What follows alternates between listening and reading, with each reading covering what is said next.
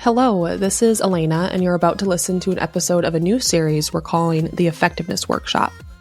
After recording over 100 episodes of this show exploring marketing effectiveness, we realized we wanted more direct insights from CMOs who are applying these principles in their daily work. So we're introducing a new format where we chat with some incredibly smart marketers and jump right into practical takeaways to help you advance your career and your brand. I hope that you like it. Enjoy the show. Marketing effectiveness. What's your marketing philosophy? What does marketing effectiveness mean to you? Welcome to the Effectiveness Workshop. Marketing Architects. Hello, and welcome to the Marketing Architects, a research-first podcast dedicated to answering your toughest marketing questions. I'm Elena Jasper. I run the marketing team here at Marketing Architects, and I'm joined by our CEO, Angela Voss, and we're joined by a guest today, Lena Waters, the Chief Marketing Officer at Grammarly, one of Time's 100 most influential companies. With over 20 years of experience, Lena has built and scaled high-performing marketing teams across both B2C and B2B brands. Before joining Grammarly, she led global demand, global regional marketing, and digital business for DocuSign. She has experience in everything from account-based marketing to field marketing to customer experience, and she's led marketing for a very exciting brand that we at Marketing Architects are actually users of, so we're very excited to chat with her today. Welcome, Lena. Thanks, Elena. Hi, Angela. Great to be here. So happy to have you. So, Lena, usually Rob's present for these interviews, but he's out of town, and he generally helps us with an opener, like icebreaker question, but I'm going to do it because he's not here. So I did a little bit of digging into your background. I noticed that you went to the University of Northern British Columbia, which I had never heard of before, but now I wish I had gone to school there because it's gorgeous. It looks like it's in the wilderness. And your mascot is the Timberwolves, which is the name of our Minnesota NBA team. So lots to love there. I'm just curious, what brought you to a school like that? Yeah, good find. I'm actually from Prince George in Northern British Columbia. All of my family grew up there and are still there. And I did the first couple of years at University of Victoria down on Vancouver Island. But when I decided that I wanted to switch to business and major in marketing, they had opened a new university in Canada, which is sort of a big deal. And it was just really interesting to go to a much smaller school with small class sizes and do a lot of senior classes there. They had drawn a lot of really interesting professors up there. So we got a lot of hands-on attention. And this was really at sort of the beginning stages of the internet when we were really still checking books out of libraries. So one of the benefits is you'd have professors calling you at home and asking you if they wanted them to pick up books for you for your research paper and really personalized attention like that. So it was really great to be close to home with family at a really new facility and have a really great caliber of teaching. That's amazing. Yeah, it looked like a really interesting school to go to. All right. Well, today we are going to talk about some marketing. We're going to root our opinions in data research and what drives business results, as always. And this interview with Lena, it's part of our Effectiveness Workshop series where we talk to marketing leaders who are really leading the way for effectiveness in the US. And I usually kick off these interviews with a piece of research or an article. And this week I chose an article by Tom Roach. This was for Marketing Week, and it's called Generative AI Isn't Marketing's Future, It's Already Part of Its Present. And in the article, Tom argues that generative AI isn't something that's just on the horizon for marketers. It's already part of our daily work. Synthetic audiences are helping with market research, segmentation, and pre-testing. Creative production has changed due to AI. Grammarly's AI has improved communication and content creation. Even in media planning, AI is quietly but effectively optimizing ad performance on platforms like Google and Meta. Tom believes AI is becoming so integrated into our processes that it might soon fade into the background, just like other transformative technologies. He believes it's up to us as marketers to ensure that AI isn't just making our work faster and more efficient, but also driving better quality and more impactful outcomes. And Lena, I know AI can be a little bit of a hot topic right now for marketers, but I wanted to open with it because you're leading marketing at Grammarly, a company that is really embracing AI. So I thought a good place to start might be with a big question. How are you thinking about the changes that AI will bring in terms of Grammarly's position in the market? Grammarly is the trusted AI assistant. So we're not just using it, we're already living it. We help busy professionals communicate everywhere that they work in every surface. And we've already got 30 million people and about 70,000 teams using Grammarly. So for us, it's very much present. It's already here. I think undoubtedly it's going to change how we approach work and the types of tasks that we focus on in the future. And I think the future that we envision is that we're shifting the value that we as humans bring to work as more strategic, having us focus on more of the high value tasks. Right now, I think language and communication are really ongoing challenges. And so I think we have to ask ourselves, how quickly do we want to automate these extremely nuanced areas? An LLM or a chatbot, as we all know from our present experience, it's not going to solve things for us right away. I think LLMs are still viewed a little bit as a black box. It's difficult to fully understand, and producing that output can be a little bit unpredictable. And so some of our background at Grammarly has really been in using advanced machine learning. We've broken a lot of new ground in natural language processing to understand the context and the tone. And so we're applying that background now everywhere work gets done to enable people and businesses to unlock their potential, save time, increase productivity. And we have to really balance that with prioritizing trust, security, and helping people be authentic in how they're expressing themselves. I think what's interesting about Grammarly is that in addition to this great technology that we've been developing over the last 15 years, we also have this full team of analytical linguists who apply linguistic experience and research to understand how exactly do humans use language and how do we build that into the context of Grammarly's product. So there is really a great blend within the company and the technology of humans, our ability to use language and the technology blended into the foundation of AI. And so it's a really exciting time for us. Absolutely. Totally agree. Our world is changing so dramatically and so quickly. I mean, I think about a topic like copyright. I personally believe the world of copyright is just going to be completely upended. Not everyone, of course, agrees with me there, but we're in this new world and trying to figure out as marketers and even just as people, how do we use it, that AI that's right in front of us? I think there is a ton, to your point, of how much AI is around you that you don't even realize. It is helping you already every day. But I was just at the ANA Marketers event down in Orlando and listened to a ton of speakers talk on the topic of AI. Shelley Palmer was there. One of the things that he talked about was the best tip for ChatGPT or whatever your LLM of choice was, is to run through what you're trying to uncover from it, but then ask it to ask me a set of clarifying questions until you're sure you understand what I'm looking for. That's not how we operate as humans, as we talk back and forth to each other or as we interact with something like Google. So just this embracing new ways of working. I think it's one thing as a leader to set the strategy and the positioning, and that's not easy, but it's a whole other to challenge and lead a team of marketers, not only to bolster and promote that positioning, but to really embrace it and live it themselves. So how is your marketing team at Grammarly currently using AI? Yeah, there's lots of success that we've seen internally, but also obviously still lots to learn. So I would say that AI tools have up-leveled our content creation and really helped us personalize our marketing. And so really thinking through that customer journey and how we're providing value at each stage is one of the key areas that we continue to focus on. We've surveyed our team internally. 86% of them found that prompt generation tools have had a really positive impact on productivity.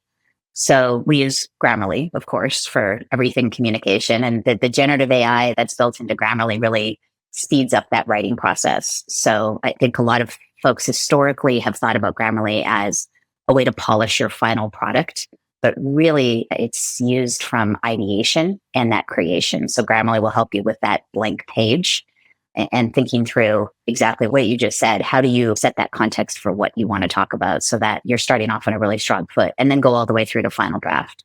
So you can think about a tailored writing style. You can upload your brand guidelines and really incorporate your voice into everything that the team creates. You can think about your intended audience, the desired outcomes that you have. Day to day, we're really using this real-time writing assistant that's available wherever the teams work. So if you're in Google Drive or Slack or Canva or Figma, everything's in there and you have this writing partner. So we're drinking our own champagne every day. I think what's really important at this point is there's the generative piece, but having companies be able to use their own style so that those context aware suggestions that you mentioned, it really helps keep the writing aligned and up to date with current brand decisions. And it's just easier and faster to be able to enable your team to think about not only how am I enforcing the brand with everything I'm writing, how am I thinking about things like legal compliance. And then, of course, outside of Grammarly, we use other GenAI tools for content generation, brainstorming, project management. We've got machine learning models internally that we use for customer data analysis to optimize campaigns. And a lot of that gets embedded into our existing marketing technology stack. So as we think about CRM and our email marketing platforms, it's everything from creating brainstorming ideas and then also piloting out new technology for either specific content creation, mass personalization. So it's really across the board and heavy usage of Grammarly, but also thinking about how to constantly learn about new tools that are coming out every day.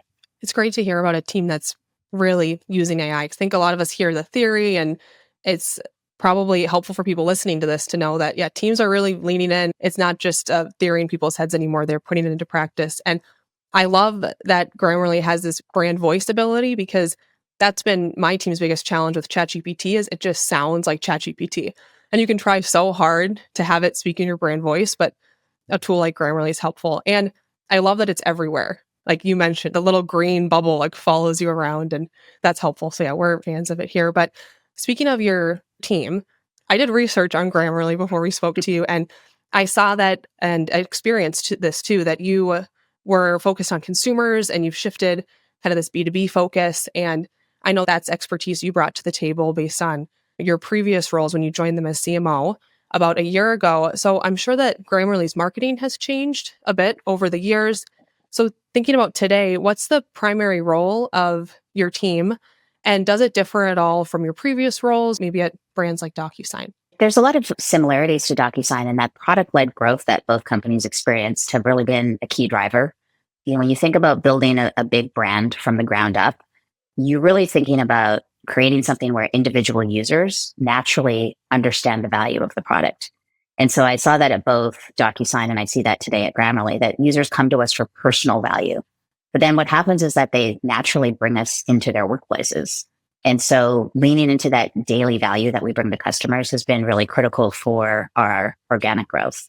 But then to your point, as you say, as companies bring us into work, we have the opportunity to be able to talk to those companies at more of a departmental and a company level and understand how their employees are receiving value from us on a day-to-day basis, what that means for the team, what it means for a department, where can we deploy wall-to-wall within an organization. A person who uses Grammarly individually is better at communicating, but it's even better when the person they're communicating with also uses it.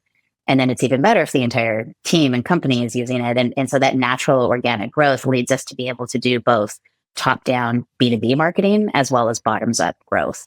And then where that fits in the middle, where you think about using the power of all of those consumers and having that natural progression into work makes a really nice flywheel and really helps drive it. So our marketing has to be focused on the full funnel. I think there's a tendency for some companies that have a dual-sided model where they're thinking about both consumer and enterprise. It's easy for companies to divide into sort of two separate teams and cultures.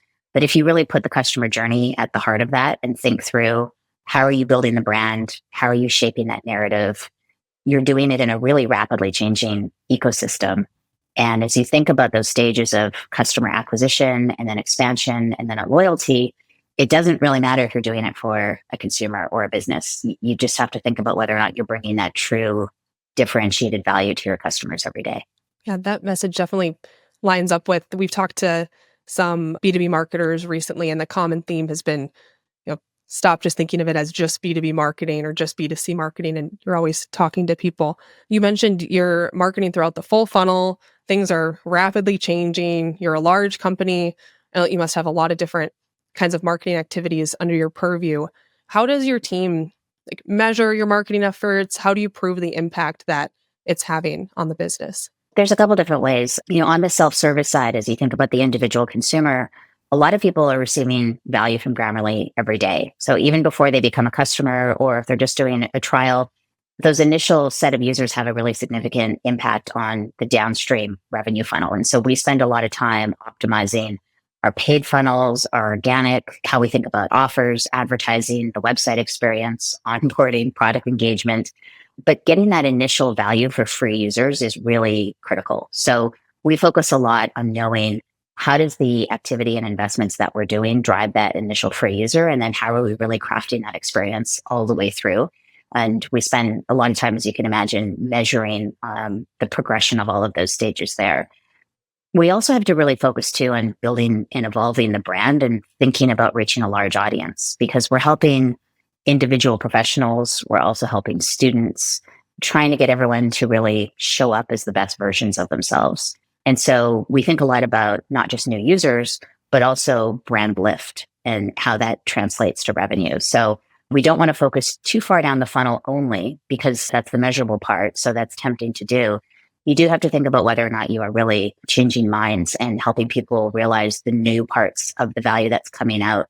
Historically, the brand perception has been a lot around spell checking and grammar checking, and it's built into the very name of the company. But there's so much more value that people are finding in terms of that expression that it's really important to think through both sides of that funnel.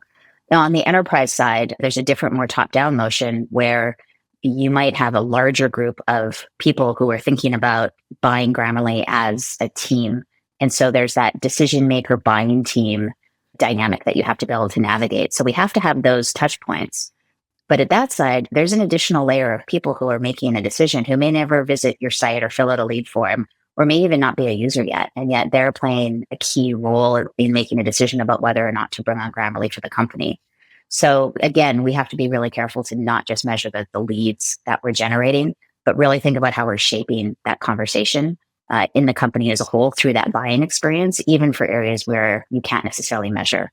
And so, we think a lot about the need to have that hard attribution of, am I able to measure everything? Am I looking for ROI out of every dollar in terms of a click or a dashboard? Or are we really thinking about how we're impacting the buying process and changing the sentiment?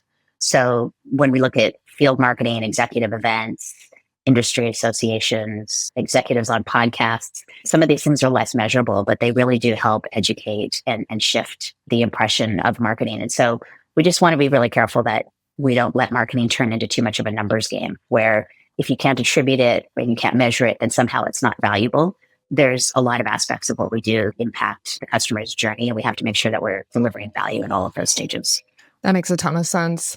I think B2B decision making, as you had mentioned, is broader than I think a lot of people realize. I think often B2B brands think of targeting that single decision maker, but the average decision is made across anywhere from 5 to 12 individuals. I think your position is even more unique than that. To your point, really anyone in the organization is a target. They can be the impetus for potentially an enterprise relationship with Grammarly. And so your audience is broad. And I've seen that you've invested in some channels, offline media like TV, potentially out of home, if our tools are correct. So how do you think about balancing investments between more traditional offline channels versus digital, especially with that B2B focus, and even given some of the challenges that you mentioned related to attribution? Well, if you believe that marketing across the entire customer journey is critical for success, then I think part of that is believing that generating revenue down funnel without brand support tends to underperform. Direct response efforts are stronger if you already have strong brand awareness and familiarity and positive sentiment. So, on one hand, I'd argue that TV isn't truly an offline channel anymore, although we do tend to refer to it that way. So I think part of it is important that we stay updated on how these channels are evolving, and that we don't use older categories to think about the role that all of these digital experiences have. And they are truly more digital, and data also plays a role in it. So for us, testing is really key to finding that right balance. We find a lot of surprising elements. We ran a campaign recently earlier this year, and it was through our TV advertising and the results that we were able to get there that we found that the C-suite was actually responding to and recalling our brand campaign about Grammarly being an AI solution for people at work, as opposed to the common brand perception that we have now about it being used for individuals. But because they have an outsized interest in AI, and obviously their radar is really up around what's happening with the evolution of AI, They have a great responsibility for understanding strategically how they're going to apply it to their business for long term.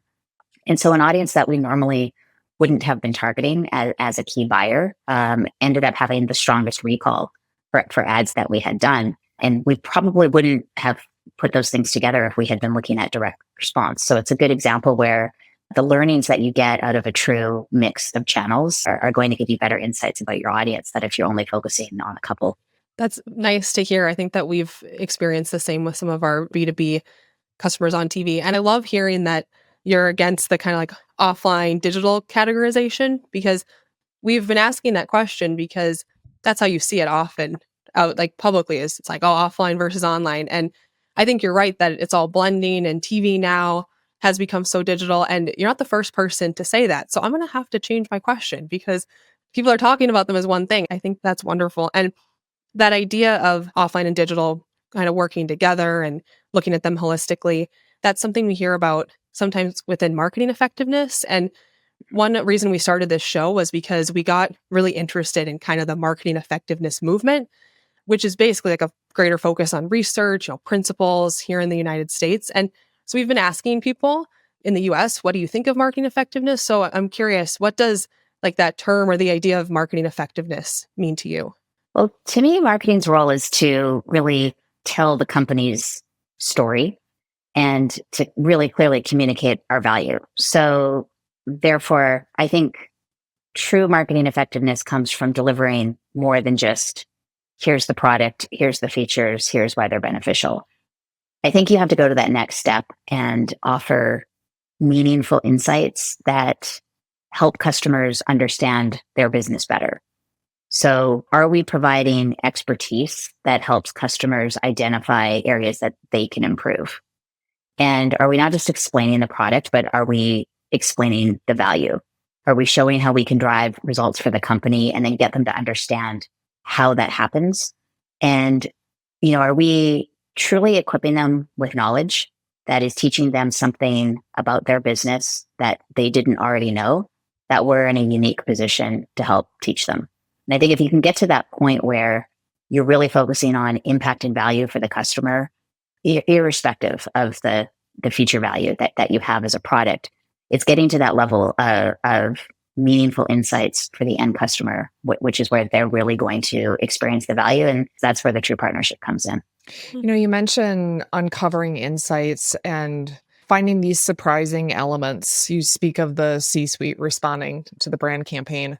As you think about marketing effectiveness, there are all sorts of bodies that we look to. Ehrenberg Bass is one. The LinkedIn B2B Institute has been a great source of inspiration for us. They talk a lot about how contrarian positions are especially important in B2B. And we challenge ourselves to be contrarian on this podcast. Sometimes we end up in knockout wars over conversations and debates like targeting and stuff like that. But what would you say is your most contrarian marketing position? I think it's time for a contrarian corner.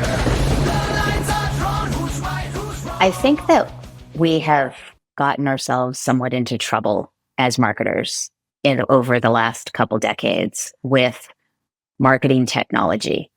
I think that we have tended to focus on the bottom of the funnel, which is where most of our marketing tech stack sits, because I think it's easier to prove and to track attribution there. But like we talked about earlier, if people don't have a good understanding of who you are, your brand value, if they don't really believe that, if you're not positioned competitively in the mind of the consumer when they think about the competitive set, if you're not part of that day one consideration set where, 80% of, let's say, just say B2B buyers come to the table with 3 vendors in mind and 90% of them choose one of those vendors, the game is over before it even starts. And yet so many marketers are focused on the bottom of the funnel. And when you think about the classic diagram on the PowerPoint of the funnel and how it's an upside down triangle, right? We're focusing all of our money and our attention on the smallest part of the triangle. And we're putting a lot of activity there and giving ourselves credit that those are the things that mattered. But those are the people that had the highest intent and were furthest down the funnel. And so it's not fashionable these days as much to say that you want to put more effort towards brand and you want to put more effort towards changing consumers' sentiment because it's harder to measure. You can't look at it in a dashboard. It doesn't put you on equal footing with other executives who are bringing their data-based claims to the table. And yet I think marketers tend to not want to stick their necks out and carve out a piece of their budget to spend on brand and persuasion earlier in the journey, when in fact, if marketing doesn't do that, nobody else in the company is going to. And you can't rely on endless product market fit to help you accomplish that. You have to be storytelling earlier on.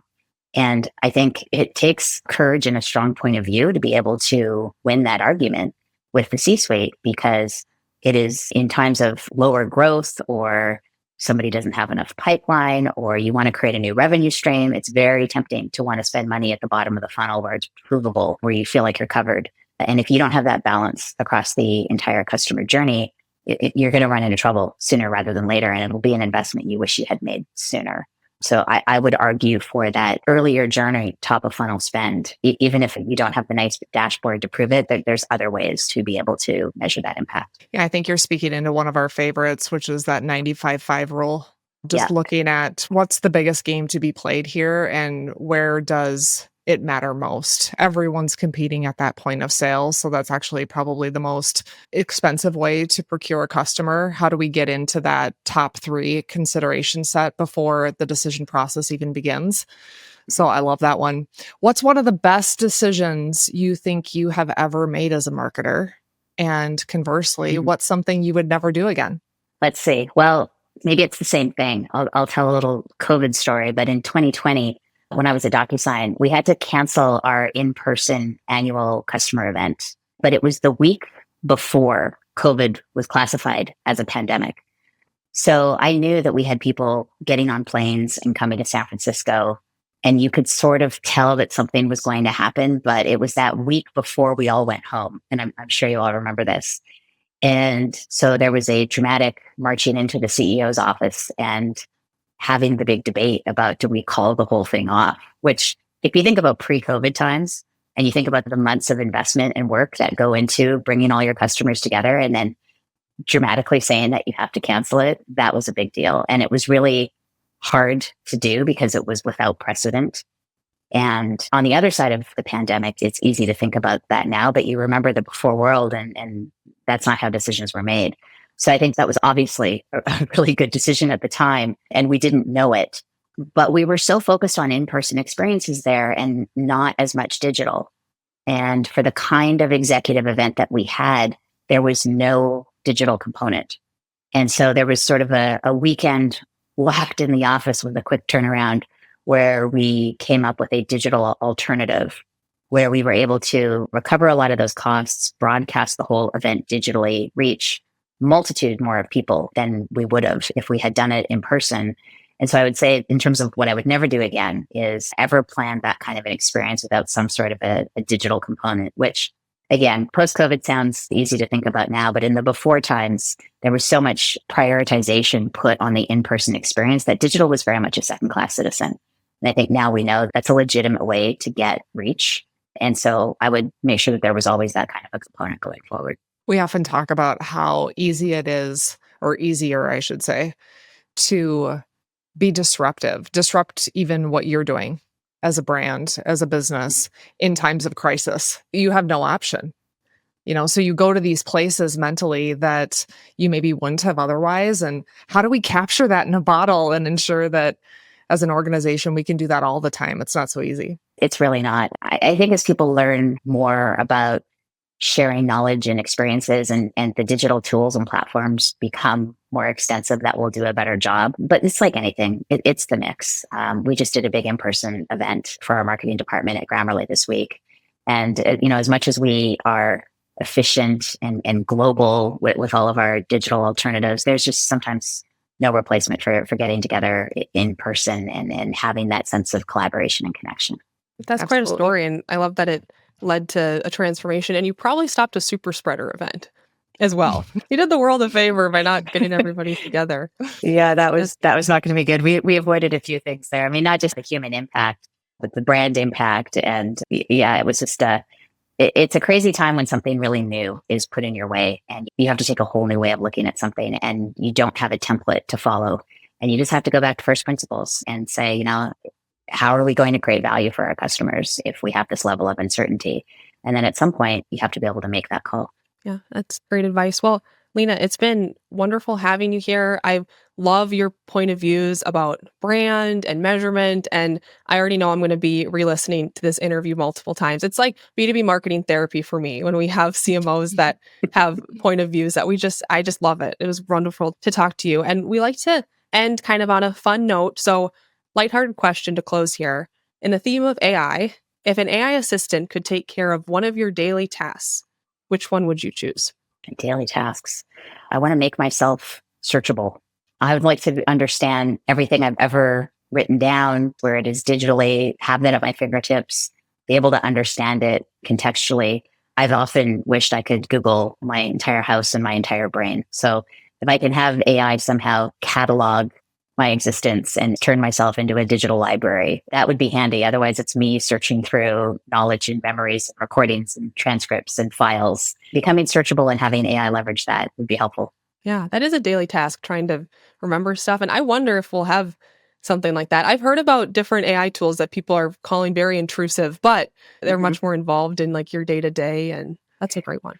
I've thought about it. It's probably out there. I probably just haven't found it yet. But if it just listened all day to what was going on, you're creating this knowledge base of you, your personal likes, what's going on at work, the homework your kids have, and how does it just take it all and organize it, for you in a really practical, manageable way.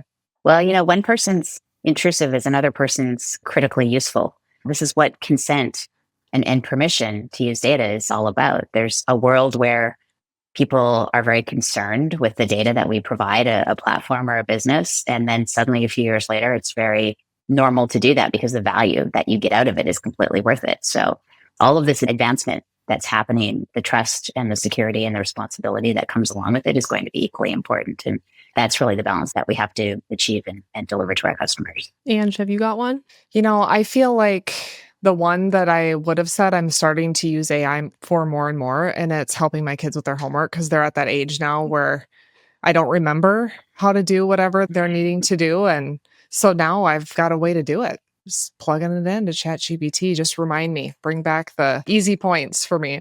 What about you, Elena? I had trouble with this one a little bit, but I feel ashamed to say this actually, but I want a personal robot that will cook. I know people love cooking. I wish I loved it. I don't love it. I don't like to cook, but you love a homemade meal. And we're going to have personal robots one day. And if I could have like a personal robot chef, this seems so stupid saying it out loud, but that's what I was thinking. That's what I would love, the daily task of cooking, of my own little robot, and a real one. I know Elon Musk had those robots, but apparently they weren't actually AI. I don't think it's stupid at all. Yeah. I mean, we have laptops, we have cell phones, then we'll have robots.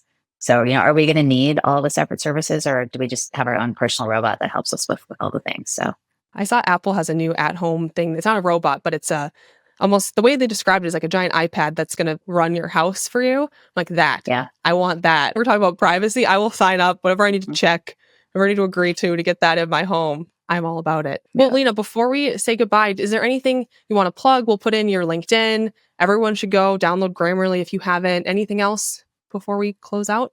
Yeah, I would just say if you're not using Grammarly already because you think that you're an excellent writer, I also was in that cohort of customers until I met Grammarly and started using it and discovered I'm not actually that great of a writer. And it's not about the day-to-day writing, but it's the contextual help that it gives you. Everybody wants to be understood, and context is really important. And so I would say if you haven't tried it lately, try it for writing from start to finish. And I think you'd be amazed at how helpful it will be in helping you be understood as the best version of yourself. Great. We'll second that. We love Grammarly. And I'm not just saying that because I'm talking to their CMO. We actually use Grammarly, and it's great. Thanks for being customers. Thanks for joining us today. Great to be here. Thanks so much. That's it for this episode of The Marketing Architects. We'd like to thank Taylor De Los Reyes for producing the show. You can connect with us on LinkedIn, and if you like the podcast, please leave us a review. Now go forth and build great marketing. Marketing attacks.